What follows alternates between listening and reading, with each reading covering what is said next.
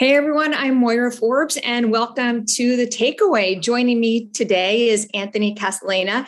He's the founder and CEO of the website building and e-commerce platform Squarespace, a company he started iconically in his dorm room at the University of Maryland in 2003. And 18 years later, the startup has nearly 4 million subscribers and went public earlier this year. Today, we're going to talk about how he grew that startup from a handful of customers and a small loan into one of the most dynamic tech enterprises today, the entrepreneurial lessons he's learned from that experience, and the leadership qualities he credits as most influential to his success. Anthony, thanks so much for joining us.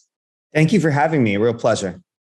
I want to start off because, like for all of our businesses, the past 18 months has marked a confluence of defining moments. But particularly for you all, Squarespace during this time, during the pandemic, was an indispensable partner for so many small businesses and self-employed communities who rushed to build or enhance their presence online. You guys saw unprecedented growth. But also in May of this year, the company went public, which marked another major milestone in your trajectory. As you look back on the past 18 months, what has been the greatest takeaway of the past year and a half in terms of challenges and opportunities for you as a leader? Well, there is a lot in that question. Look, as you mentioned, Squarespace is, we're lucky enough that our business was basically counter-cyclical to this whole thing that was going on. Obviously, if nobody can leave the house and everyone needs to adapt to a new online reality, tools like Squarespace were indispensable for our existing customers and also really important for an entire new wave of people getting online, selling online, transacting online, and really just building up resilience so that they can kind of weather the storm that we're all collectively in. As a company, one of the interesting things is, we were sort of situated to go remote pretty easily. We had started a task force monitoring the situation. Actually, I believe it was like early February. So when it was time to kind of make the shift, we were able to do that pretty rapidly. We're a digital first company. We've always had remote workers. And so we had some of that infrastructure set up, but it was a pretty easy shift for us to move remotely. I think the thing that was tricky during this time is figuring out how to navigate everyone's home situation, right? No two of our employees are in exactly the same spot.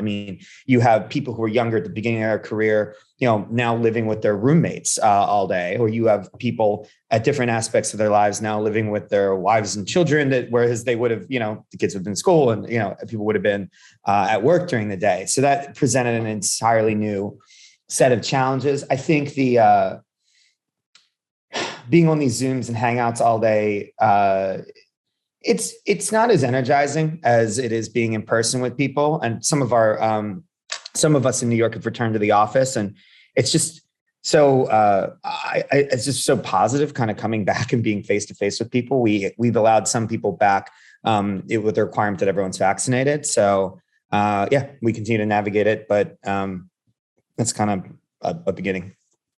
You, as you mentioned, are such an indispensable partner to so many small businesses, so many entrepreneurs who look at your story as this, really dynamic and incredible success story. You built this website building tool for yourself, started a company in your dorm room, $30,000 loan from your father, and you built and operated that company several years on your own. Mm-hmm. Someone at that time who had never worked for anyone else. I want to talk about how you taught yourself or how you learned to effectively manage these growth stages without years of business experience behind you. How did you learn to grow and evolve as a leader step by step? What were the greatest pain points for you? Oh my God, so many. So first off, 18 years is a long time. And so there are so many mistakes in there and so many things that were setbacks that took a while to correct. I feel like my mindset is sort of just about trying and, just jumping in and doing it. As you mentioned, well, my background is design and engineering. And so I built the original product for myself and ran it. But, when it came to infrastructure, I just sort of dove in and tried to set it up and tried to learn what I didn't know, or customer support. I would respond to customers, every single day for years and years and years. So yeah, I mean, that was kind of the mindset. We started really adding employees about 3 years into the company, and I made every possible hiring mistake you could ever make, and, let certain things go on for too long that shouldn't have gone on. And, it comes from me just sort of not knowing what good looks like, because I had never really worked anywhere. So I would sort of just tolerate a lot of stuff, if you will. But that's a really hard transition. I'd say there's another transition point from a people perspective. I mean, there's a lot of transition points from a people perspective, but another one is when you start to have managers and managers, and are you kind of watching that dynamic unfold, as opposed to like, hey, there's, 10 of us, 15 of us in a room, like no one's really a manager at that point. Or if you were, it certainly doesn't particularly matter. It's more about just a small team dynamic. So that was another inflection point. There's inflection points around getting outside shareholders, a board. We just went through another inflection point around the direct listing. And, now we have other constituents who are public market investors. And, I mean, there's just so many of those things along the way. But I think it's just just trying to be internally resilient and not let anything really drag you too far down along the way, because I mean, you're just going to get hit with things, frankly, every week. How have you learned to do that over the course of your career, right? Because we all talk about bouncing back and building resilience, but so often it's easier said than done. And the entrepreneurial journey is, 12 roller coaster rides in one day. Yeah. Is there anything that's been particularly helpful for you in terms of not just how you bounce back faster, but sometimes in terms of how the blows maybe feel a little bit less hard or less damaging as you continue? Look, I mean, as time goes on, you realize for the most part, none of these things are fatal. And so they start to lose the gravity that they do when you first hit it, or somebody first quits, or you lose certain customers, or whatever. The site goes down the first, whatever it is that might be traumatizing. I think that maybe surprisingly, people kind of reflect on my early years and now, and they're like, oh, you must have just been working just 24/7, like never taking a break, never taking a vacation. There were definitely periods of that. And there are periods of really nonstop work. But I've also really tried to prioritize having, a social life in addition to, doing the job, because I mean, and I think that is probably why I'm okay, right? I mean, I'm not just in one mode. I do turn it off at some point. It might be very late, but I do turn it off and go grab a glass of wine with friends and then go back to it. So yeah, I've really tried to have more balance than I think a lot of people might have otherwise expected I would have. And I think that's also important because, when you're working with people, I think being a dynamic person and somebody who's involved around a lot of different personalities, a lot of different creatives, et cetera, does help you at work too. Because, I don't think people want to be around, a one-dimensional leader that is just only around work and doesn't care about anything else. And it's just like work all day and, has no perspective on creativity, et cetera. So, I think the balance, it helps with mental stability, but I think it also improves things on the other side. I think that's such a good point, in the sense that I think we have these myths of entrepreneurship that it has to be a grind 24/7. And obviously, undoubtedly, you're going to have those moments of push, but that's not necessarily sustainable, right? Going at a sprint speed for a marathon is never sustainable. Another sort of unconventional path that you took was on the funding side. Yeah. You had a long, somewhat quiet ascent from that perspective, which is counter to this grow fast, monetize later. And you have said that you intentionally tried to minimize the money that you raised. Why doesn't it take millions of dollars to start a business, which I think, again, is a perception a lot of people have. And how did that build a stronger entrepreneurial muscle for your business? Yeah, it's really interesting. I think our funding path is something, it's certainly unconventional for a company that winds up ending up a public company. And I mean, for those kind of listening, so I started with 30 grand from my parents. So they were it wasn't a loan; they were the original investors. So that was kind of a nice part of the story that, you know, they ended up doing really well alongside of me. But really raised no external money for about 7 years.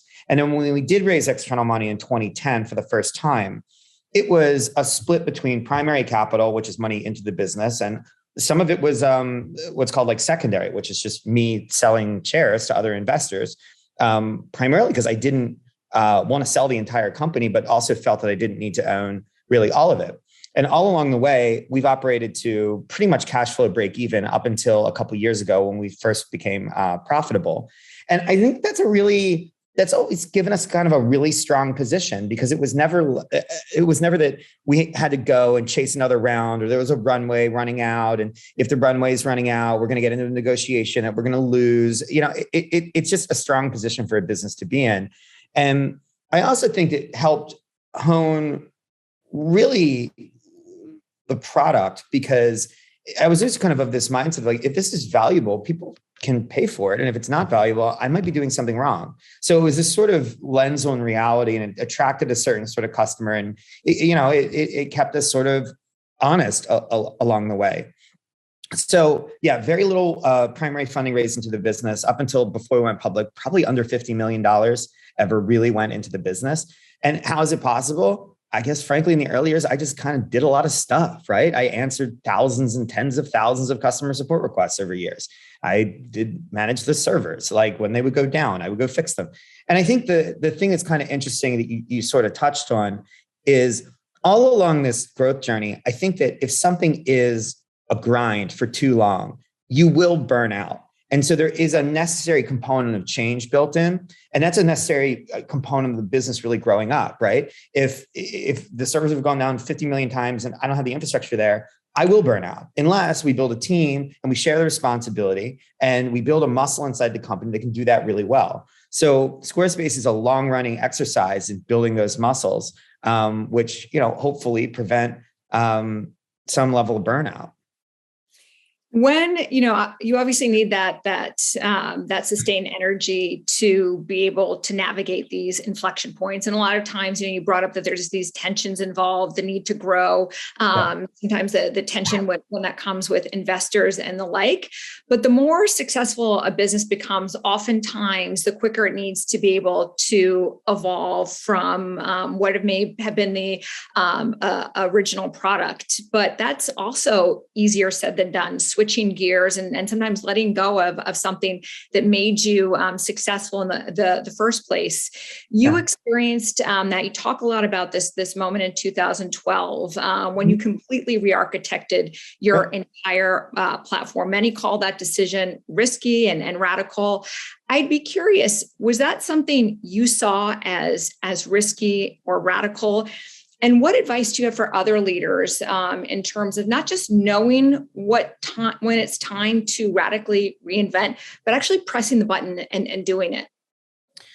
So that's an incredibly specific call to where we were as a company and how the system was built that was originally started. So as you mentioned, in my opinion, that was one of the most risky things we ever did. I'd never want to do it again. We probably can't ever do something like that again. And for people who are kind of students of this kind of thing, generally when you do the main product rewrite, it fails. That fails 95% of the time. In our case, it was necessary for a couple of reasons. And Squarespace, when I started programming in 2003, when it launched in 2004, really started its roots as sort of a blogging tool. And it was always a website builder, but it was primarily focused around blogging. And what happened over the next, almost decade is web technologies changed. The way people were using websites changed. The way people were using mobile devices changed. And there was just so much change in the atmosphere, in the ecosystem, that system that was made a decade ago was not going to be the system that powers the next 10 years of sites. And we saw that, one of the things we did at the time and still do is, yes, you have the numbers and yes, I have my, monthly ARR and what's coming in, but we would actually go and look at the websites that were created, even if people were paying, because they would be obfuscated by the fact that like we had a good month or something. We'd go back and look at the websites that were created. And I remember being there with one of, someone who's been with me for a while, and we looked at them and we're like, these aren't very good. These people are going to leave. And we're like, oh man, this is bad. Well, what kind of system would we create that would really power the future of websites and power the kinds of websites that we as designers and photographers and whatever would want for ourselves? And so we started engineering that platform, and over the course of a year, made it and launched it. Another thing that I think led to that being even possible is that the people who were re-engineering it were the people who made the first version. And so it wasn't this, it happens sometimes in engineering, it's like, you inherit some piece of code, and you're like, this is a mess, but you don't know why it's a mess. You just think it's, you see the end result. And so the people who are rewriting it then have to relearn all the lessons from the past. We'd sort of already learned those lessons. So we're like, all right, well, we sort of know what we want to make here. And that relaunch of Squarespace in 2012, which was called Squarespace 6, was a giant success. But interestingly enough, it never came from customer requests ever. Nobody was like, hey, this is terrible, you should rewrite and do this.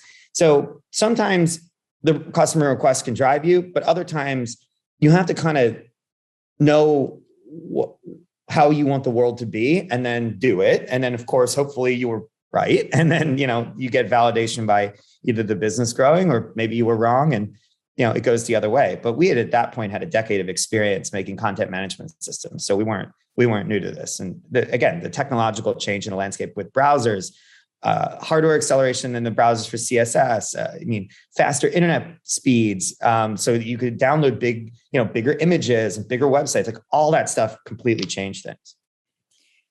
One of the things I think that's so interesting with a founder such as yourself, who has operated the company. You talk about these really defining moments, like version 6 in 2012.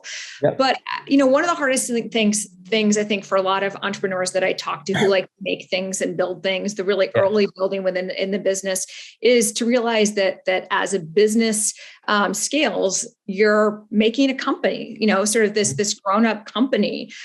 You've always had this relentless focus on creativity and design, which really led and is the DNA of your company, but led that huge move that you made in 2012. How do you balance your creative goals with growing a company and embed that creativity within a company culture? Well, that's a fantastic question. I think that I was probably extremely hands-on for much longer than most people would think in terms of like actually writing the code and whatnot. And I think that what ended up happening is, and we touched upon a little bit earlier, but unless you are building a real team and building a company, there's burnout probably inherent in what you're doing. You can't do the same thing. At least I can't do the same thing over and over again. So I sort of started to surround myself with people who had a similar value system for one aspect of what makes up the company, what makes the company special. Again, I'm as much of an engineer as I am an appreciator of design. So I'm not going to pretend that everyone in the company appreciates design the same way or appreciates engineering the same way. But you start to form a culture based on those shared values and making sure that those people really care as much as you do about those things. And then it sort of becomes inherent in the culture. And as you do less and less of that sort of actual work yourself, it winds up being, in a weird way, like almost like exception rewarding when you see products being developed in the company that, are just hold to all those values and are really forward looking. And, they're coming to me and I'm like, I didn't tell them to do that, but they did that. And that's really, really good. And, they've got the customer in mind and, all that stuff. So I think it's maybe not the best thing to say, but like the slower you can do it, the better, because if you go really, really, really fast, some of those things can get lost. Certainly the Squarespace journey isn't for everyone. Most companies aren't 2 decades old. And certain ones have to scale much, much faster. For us, it was more about making sure we were building the right product and evolving with the web as the web evolved and evolving with our customers as our customers evolved. You brought up something I think is really interesting, and this was sort of this intention, this desire in the earlier stage of the business to get involved in everything, right? The reflex, especially if you operated it for 3 years, lean, small, efficient teams, to be really hands-on. But obviously, there comes moments in time where you have to step back, which can be difficult. But obviously the demands on your time grow and become harder. So as a founder, how have you learned to manage your time more effectively and not lose control of it and understand where to best deploy that time and energy and attention? Oftentimes these days, when one part of the company is taking up an extreme amount of my time, it means that there's a problem with the team or a problem with the leader somewhere. And the answer is then to work with the leader to repair things, of course, first, or make a change and go in a different direction with that part of the org. So I'm really, really sensitive to that. Like, is my whole day, I'll just pick on it, like, because it's not happening right now. Is my whole day taken up with infrastructure problems? Do I have an infrastructure problem every single day that's taking my mind out of things, et cetera? We've got that in a much better spot right now. But that's just a sign that something's not right there. And so, yeah, I mean, it's a constant exercise like that. Another thing I think I do is, and it's interesting during the pandemic too, because it really forced us to focus on how we spend our time. But I try to reshuffle any of my recurring meetings to like on principle, just kind of not at random, but like every year, every 2 years, just change the frequency, change the timing of them. One thing I sort of noticed a long time ago is like, if you go into Google Calendar and you're in the week view, one time I was just like clicking through the little next button, you see your week go by, right? And I clicked it just like not 1,000 times, but like I just rapid fire clicked it and I just saw the shape of the calendar. And I realized like, unless I pick what is on this calendar, it will just perpetuate in that shape for all of time. And that can't be right.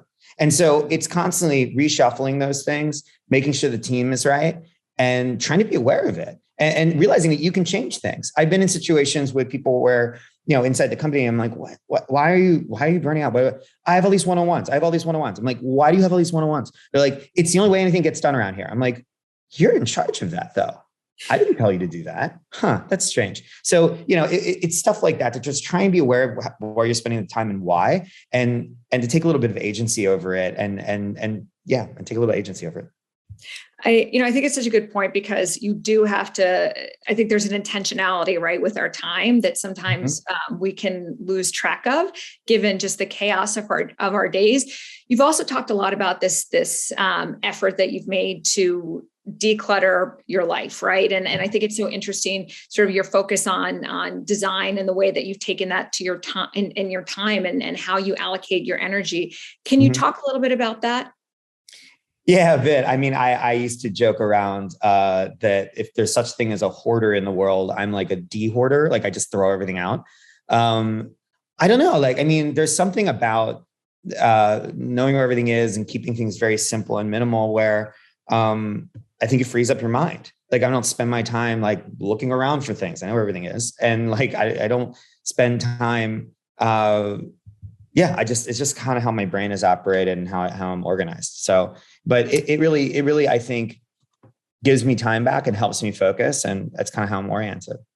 One of the things that, speaking of time, that sort of really struck me is you've talked a lot about this Herculean task of your inbox, right? I mean, all of us, we open our Outlook or Gmail, most of us, the vast majority of us have sort of hundreds of emails or just this unwieldy inbox. Something that you've learned over the years is how to achieve inbox zero. Can you just share a couple of strategies and why that's important to you and what the takeaway is in terms of, if not your inbox, but how people should think about managing, again, sort of these many, many demands?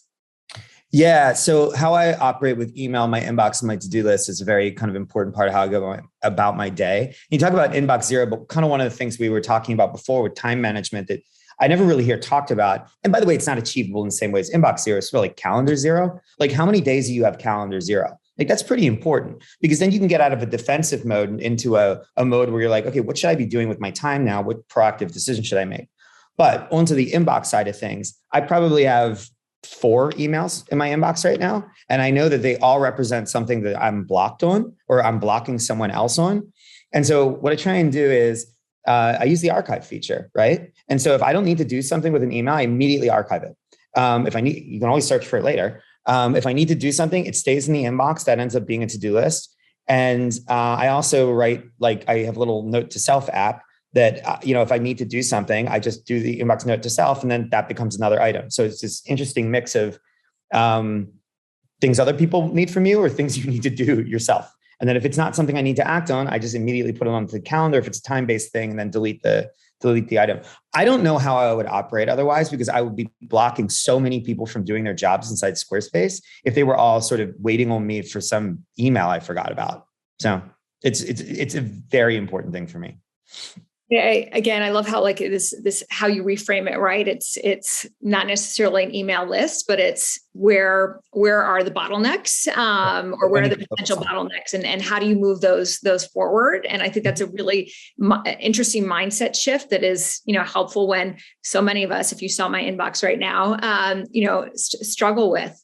As entrepreneurs and startups are listening to your advice and your story, what do you think is one mistake that you've made that you would take back, or you could tell an entrepreneur, don't do this, or I really shouldn't have had done that, and here's what I did to change it? I think that one thing, a lot comes to mind, but maybe it's just because of kind of the talk track we had. I think the one thing that people need to really pay attention to in a really serious way is how much of a one-way street it is when you start taking other people's money and what that means. And, it really does put you on a trajectory that you should be aware of. And that trajectory is, they gave you money because they want a return. So how are you going to give them that return? Is it a loan? Okay, well, you can pay the loan back. Is it equity? Okay, how does that exit? Does it stay there forever? You either sell the company or it goes public or you somehow redeem it. But that moment, it puts companies in completely different trajectories. And I think a lot of businesses out there would be amazing businesses that just should never have taken venture money or never taken other people's money. Maybe it would take longer to do, or maybe it should have been a loan and not an equity investment. But, I think there's something to be said for really strong, smaller businesses that don't have this growth imperative that something like a Squarespace would have on it at our scale, right? We're a public company now, so I constantly get judged on growth and profitability every minute of every day. And that's not a good thing for some businesses. They shouldn't do that to themselves. And so I just be very aware of that kind of fork in the road that you're taking. I think from a team perspective, there are hires that Squarespace has had along the way where my stress level dropped in half in a notable way very rapidly. And there's other ones that made it go up very rapidly. And I would really be cognizant around when certain people are in certain roles, is that reducing your stress or is that adding to your stress? Are they amplifying fires or are they solving things and, fixing things without everything becoming an emergency, right? So that kind of stuff is really important. I think when I first started to realize it's kind of almost that simple filter on things that's important. You're able to make a lot of changes to better your and their day and lives. I think that's great advice because, small problems become big problems over time, right? And if you don't fix them early, they become a lot more detrimental. And particularly on the hiring side, right? The people side. If you don't fix that early, the repercussions of it are huge. And those are very, very tough lessons to learn. Yep. And I think go ahead. No, yeah. And I think when you sort of leave those structures in place in the company for too long that are flawed and burning people out, it creates it ends up being a bad relationship, and a bad relationship creates, that scar tissue and wiring that is then how you or the company deals with certain kinds of things. And so it becomes this strange cultural debt, if you will, that you have to pay back that is going to be proportional to how long a problem was going on. So just because that's there and you change somebody out, you still have all that scar tissue in place, and people have scar tissue for dealing with that doesn't go away right away. So I love that idea of sort of cultural debt, in a company in terms of when you have these moments. Anthony, last question for you. If someone were to take a look at your story as an entrepreneur, as a leader, the Squarespace story, what's the one takeaway that you hope they would have from it? What's sort of the moral of the story in terms of the chapters that have been written so far, that you hope people take to heart? It's such a difficult question. So I'm going to caveat this by saying, I actually don't like giving advice because everyone's situation is so different, and what you see in mine might not be appropriate for yours. I mean, so you look at that funding story, and that might be the exact wrong thing for some company, and maybe they should have maximized the amount of money they're bringing in because they have a burn rate that needs it, and because they're a social network or something. And like that story doesn't always play out that way. So I guess I'd say there are a lot of things within Squarespace that were done differently. That funding example is one of it, which clearly turned out fine and great. A lot of what we did in the product rewrite that is, again, completely the opposite of what most people should do, but it would work for us.